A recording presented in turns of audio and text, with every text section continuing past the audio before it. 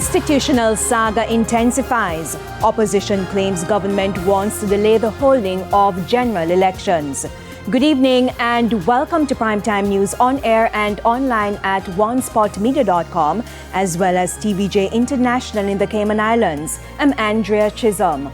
Also this evening, a major blunder.